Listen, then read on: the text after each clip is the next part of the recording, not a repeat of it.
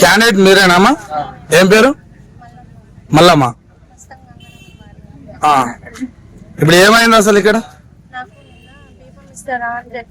దీపం ఇస్తారా రమ్మని చెప్పారు. దీపం ఇస్తారా రమ్మని చెప్పిన తర్వాత లోపలికి నాకు అంటే నేను షాప్ దగ్గర ఉన్నా, మా సార్ రమ్మంటే నేను వచ్చిన తర్వాత లోపలికి వెళ్ళిన తర్వాత ముందు దీపం గురించి మాట్లాడకుండా సంతకం పెట్టు అంటే సంతకం దేనికని అడుగుతుంటే ఏం చెప్పలేదు, ముందైతే సంతకం పెట్టన్నారు. సంతకం పెట్టడానికి కొద్దిసేపు కూర్చోమని చెప్పారు. మళ్ళీ కూర్చున్నాను. కూర్చున్న తర్వాత కొద్దిసేపు బయటకు వెళ్ళేసి రమ్మన్నారు. మళ్ళీ మేము బయటకు వచ్చినాక అప్పటికే గొడవ అవుతుంది. టీఆర్ఎస్ వాళ్ళకి కాంగ్రెస్ వాళ్ళకి ఇద్దరు గొడవ అవుతుంది. అది దేనికైతుందో నాకు తెలియదు. నేను ఇంటి దగ్గర నుంచి వచ్చిన కదా, నాకు తెలియదు. వచ్చిన తర్వాత నాకు తెలిసింది ఏంటంటే వాళ్ళు దేనికి గొడవ పెట్టుకుంటారు, టీఆర్ఎస్ కాంగ్రెస్ వాళ్ళని నేను అంటుంటే అని మిమ్మల్ని సంతకం పెట్టినామని అన్న అడిగింది. అన్న అడిగితే నేనన్నా ఒక సంతకం పెట్టించుకున్నా అన్న దేనికో అని అంటే అది ఎందుకు సంతకం పెట్టినావమ్మా అని అన్నాడు. అంటే దేని గురించి అనేది నాకు అర్థం కాదు. మళ్ళీ లోపల పిలిచేది. మళ్ళీ పోయేసరికి ఏమన్నారంటే ఇది విత్డ్రా ఫామ్ కింద సంతకం పెట్టినాము, ఈ సంతకం నీదే కదా అని అడిగింది. ఈ సంతకం నీదే కదా అంటే నాదేనన్నా సంతకం, నాకు దీపం ఇస్తానంటే సంతకం పెట్టినా. విత్డ్రా ఫామ్ అంటే నేను పెట్టకపోదు. నాకు ఏం చెప్పారు మీరు? నాకు చెప్పాలి కదా మీరు. విత్డ్రా ఫామ్ అని చెప్తే మేము డిసిషన్ చేసుకుంటాం, మేము ఇవ్వాలా వద్దా మా వాళ్ళని పిలుచుకుంటా. ఇప్పుడు నాకు ప్రజాసేవ మా సారు ఎవరికి ఏమైనా ముందుగా వెళ్తాడు. ఆయనతోని మా వాళ్ళని పిలిపించుకొని ప్రజలను పిలిపించుకొని ఒక గంట సేపు మాకు టైం ఇస్తే వాళ్ళతో మాట్లాడుకొని మీరు ఎట్లా చెప్తే మేము అట్లా వింటామని వాళ్ళతో మాట్లాడుకొని మేము చేస్తాం. ఏదైనా మాకేం చెప్పలేదు, మీరు చెప్పకుండా మాకు అట్లా చేయడం తప్పు కదా అనుకొని నేనేమన్నానంటే నేను చెయ్యను, మా సార్ దాంట్లోనే తిరుగుతుండో నేను పెట్టనన్నా. లాస్ట్ సంతకం పెట్టమన్నా, నేను పెట్టడానికి కూడా నాకు రాలేదు, చేతులు రాలే. ఇంకా నాకు ఆ రోజు నేను మంగళవారం ఉపవాసం ఉంటా, అది రేపు లేకపోతే ఇంకా గట్టిగా మాట్లాడేదాన్ని. ఇప్పుడు ఇక్కడ ఏమంటారు అంటే సరే మీకు జరిగిందేమో అదే, నేను బీఫామ్ ఇస్తానంటే సంతకం పెట్టినా గానీ నేను ఇట్లా విత్డ్రా అంటే పెట్టకపోతుంటే నాకు చెప్పలేదని మీరు అంటారు కదా. ఇప్పటి వరకు మీ సమస్య మీకున్న ఆలోచన అక్కడ జరిగిన సంగతి తెలియక ఇక్కడ 17వ వార్డులో ఉన్న ప్రతి ఓటర్ ఏమంటారు అంటే ఈమె పోటీలో ఉంటుంది అనుకున్నాం కదా, ఈమె విత్డ్రా చేసుకుని ఆమెంతలో ఆమె అమ్ముడు పోయిందేమో, మరి మంచి ఆమెకు అన్యాయం జరిగితే మా దగ్గరికి రావాలి కదా, రాలేదు, ఆమె కనపడతలేదు, అమ్ముడు పోయింది. అందుకే మా అందరికి సమస్య ఏంది, మా ఓట్లు ఉన్నాక మేము బతుకున్నాక ఏకగ్రీవం మీరే ఎట్లా చేసుకుంటారు?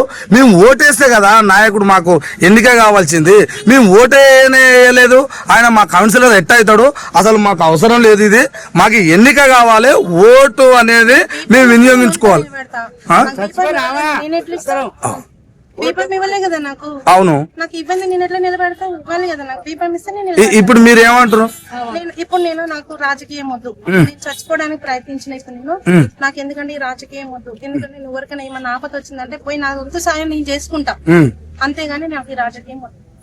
మీరు విత్డ్రా దగ్గర సంతకం పెట్టానంటున్నారు కదా, ఏం చదువుకోలేదా? అంటే అక్కడ ఏం చదవలేదా? నాకు చదవడానికి కాదు, అర్జెంట్ గా తీసుకెళ్లారు. నేను చదువుకున్నారు కదా. నేను చదువుకోకపోయినా నేను రేణికిల్ల మోటల్లో నా సొంత మోటల్, నేను ప్రతి ఒక్కరు చేసుకుంటా. నేను నాకు చదువు రాకపోయినా నేను ప్రతి ఒక్కరు గుర్తుపడతా. చదువు వస్తుందా? రాదు. నేను చదువుకుపోయినా నేను గుర్తుపడతా, ఎందుకంటే నేను అన్ని చూస్తా కాబట్టి. ఇప్పుడు పరిస్థితి ఏంది? నీకు రాజకీయ అవసరం లేదు. నాకు రాజకీయం వద్దు. ఇప్పుడు ఏంటంటే ఆయన ఏకగ్రీవం గెలిపించుకున్నాను అంటున్నారు కదా, ఆయన ఎవరో వచ్చి వీళ్ళకి న్యాయం జరగలేదు అంటారు. న్యాయం జరగలేదు, అవును, వాళ్ళకి న్యాయం జరిగేలాగా చేయండి. లేకపోతే ఆయన కూడా కాదు, వేరే వాళ్ళని ఎవరిని పెడతానంటే పెట్టండి, అంతేగాని ఇప్పుడు వాళ్ళకి న్యాయం జరగలేదు. వాళ్ళు ఓటేస్తే వాళ్ళని గెలిపించుకుంటే అప్పుడు వాళ్ళకు న్యాయం జరిగినట్టు. మరి ఉండాలిగా మరి. దానికి నాకు దీపం ఇయ్యనప్పుడు నేను ఎట్లుంటా? నేను ఉండను కదా వదినా. ఇప్పుడు మీరే రంగంలో ఉన్నదే, మీరు ఉనుకున్నోళ్ళే తప్పుకున్నారు. మిమ్మల్ని ఏదో ఒక రకంగా మీరేనా ఉంటాం, మేము ఎట్లయినా ఉంటాం, మాత్రం కన్ఫామ్ గా ఉంటాం. మీరేం ఉంటానంటారు, మరి అది అయిపోయి ఎట్లా? ఏంటంటే కొంచెం పైసలు తీసుకురు అన్న అబద్ధం తోటి జనాభా అంతా కలిసి తిడుతురు కాబట్టి ఆమెకి ఏం మాట్లాడద్దు, నాకు ఆమెకు తెలుస్తలేదు. ఈమె మా వదినే గంగారాములు మా అన్న. మేము ఎలక్షన్ల గురించే నిన్న వచ్చినాం మేము ఇక్కడికి. అన్న గురించి ఎలక్షన్లు ఎట్లా జరగాలి ఏం కథ అని అన్ని మాట్లాడతాను వచ్చినాం. మా తమ్ముడు టీఆర్ఎస్ తరపున మా తమ్ముడు నిలబడతాడు. కాంగ్రెస్ తరపున మా అన్న నిలబడతాడు. ఉమ్, అయితే ఏం చేసిరు, టీఆర్ఎస్ తరపున నువ్వు నిలబడి చిన్న ఉమ్, ఎవరు లేరు అల్లా ఉమ్, 17వ వాడ నిలబడని మా తమ్మిని దింపిర్రు. ఆహా, దింపి మా తమ్మిని తోటి నామినేషన్ వేయించిర్రు. ఆ, మా తమ్ముడు అన్ని పైసలు కట్టుకుండు ఆ. ఖర్చు పెట్టి. ఆ, తర్వాత ఏమైంది, మా అన్న మా గంగరాలన్న కాంగ్రెస్ తరపున ఆయన టికెట్ తెచ్చుకొని ఆయన అన్ని చేసుకుండు, ఆహా, ఆయన ప్రచారం చేసుకుండు, ఓకే, తిరిగిండు. ఆ. తిరిగినాక ఏం చేసిరు, ఒక్కటే వాళ్ళ అన్నదమ్ములు ఇద్దరు ఉండొద్దు, ఆ, మళ్ళీ వీళ్ళు డ్రాప్ అయ్యి ఆ, కుమ్మక్క అయ్యి ఆ. మళ్ళా ఒక్కరు గెలవాలని ఇల్లు డ్రాప్ అవుతుండొచ్చు ఆహా. అని మళ్ళా మా తమ్మునికి టికెట్ ఇవ్వకుండా ఇప్పుడు గోపాల్ గారు నిలబడ్డాడు చూసినావా, ఆ, కొడుకుకి ఇచ్చిర్రు టికెట్. సింతల్ సాయి కొడుకుకు టికెట్ ఇచ్చిర్రు టీఆర్ఎస్ వాడు. మా తమ్మునికి వద్దనే మా తమ్మిని డ్రాప్ చేసి ఆయనకి ఇచ్చిర్రు. సరే ఆయనకి ఇచ్చినావు, నా తమ్మిని డ్రాప్ చేసినావు.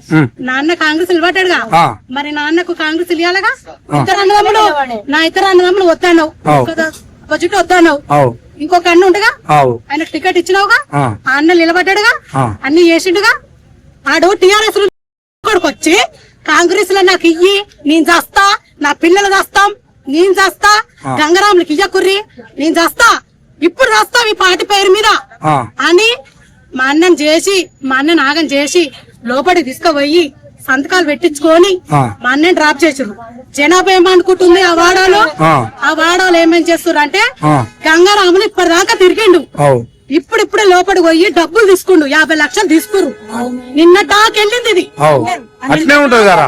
ఉమ్, నిన్న అన్నా నేను ఉమ్. అన్నా ఉమ్, మనము తప్పు చేయలే, ఉమ్. అందరం కలిసి ధర్నా చేద్దాం ఈడ, ఉమ్. అవసరం లేదన్నా, అదే.